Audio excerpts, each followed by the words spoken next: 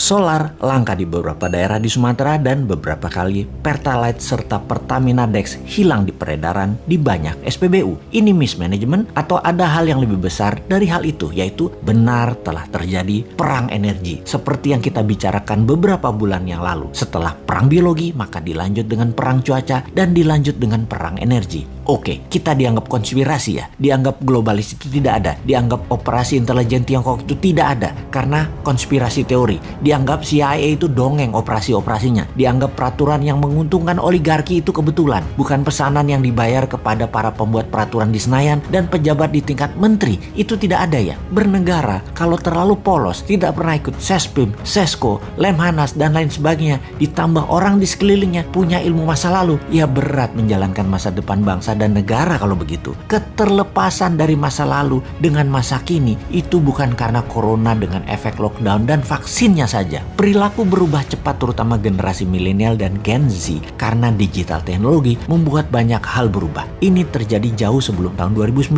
bahkan gejalanya telah memukul banyak sendi kehidupan. Matinya koran, turunnya viewer golf, meningkatnya penggunaan sabun cair, matinya mobil sedan, pemimpin banyak negara menjadi lebih muda dan wanita. Itu semua serba baru. Terlihat saat ini Indonesia masih belum ngeh juga. Pemimpinnya dan rakyatnya, baik incumbent maupun oposisi, tidak ngeh. Sedikit sekali yang memahami hal ini, dan kebanyakan yang memahami yang sadar adalah mereka bukan makhluk politik, bahkan apolitik, anti politik. Kembali ke bidang ekonomi di mana kita tidak berpolitik, kita bisnis as usual aja. Toh salah satu sendi bernegara sejajar dengan politik namanya ekonomi. Dalam 20 tahun ini memang otak banyak orang terlalu politik. Dikedepankannya hanya jabatan, jabatan dan jabatan, bukan kebijakan dan kemanfaatan jabatan untuk rakyat yang semuanya dilindungi dengan pasukan propaganda dan media buzzer. Ekonomi yang mau kita diskusikan adalah kita sudah masuk perang energi, dan dalam perang ada yang namanya economic at war, sebuah mood perang berdasar pemahaman ekonomi. Perang Amerika Tiongkok naik ke level yang lebih tinggi, naik ke level berikutnya. Diawali di tahun 2017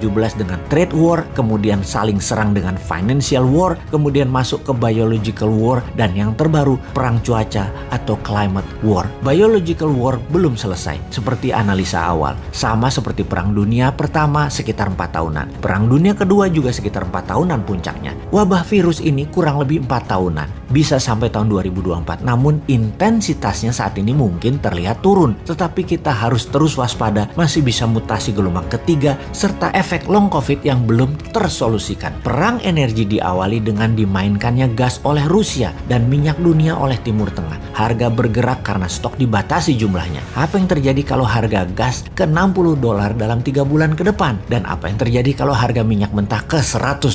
Efek pertama adalah harga komoditas seperti nikel dan lain sejenisnya akan turun karena naiknya biaya produksi. Saat ini Tiongkok energinya terbatas. 90% energi dalam negeri di Tiongkok adalah impor. Efek Indonesia makin parah karena 85% impor bahan baku produksinya dari kakak tertua, dari Tiongkok saat ini. Saat ini negara yang tidak punya sumber alam energi ketar-ketir seperti Tiongkok karena memang ditarget. Sahabat yang tidak percaya informasi ini, anggap kesimpulan kali ini hanya konspirasi teori. Begini kesimpulannya, karena Indonesia mati hidupnya adalah dengan Tiongkok, bahkan kayak provinsi dengan mata uangnya yuan dalam dagangnya, sementara mana mau Timur Tengah dibayar pakai yuan, dolar Indonesia terbatas stoknya, hutang IMF dolar belum turun juga, Indonesia miring ke Tiongkok jelas-jelas membuat bernegara anti Barat, sementara Barat adalah penguasa energi. Maka sangat bisa terjadi kelangkaan sumber energi minyak dan gas akan terjadi di Indonesia karena kesalahan kebijakan luar negeri dan kebijakan tidak membela rakyat mulai terasa pengaruhnya, yaitu rakyat di piramida tengah dan bawah sangat lapar. Mau solusi? Sini sama New Mind.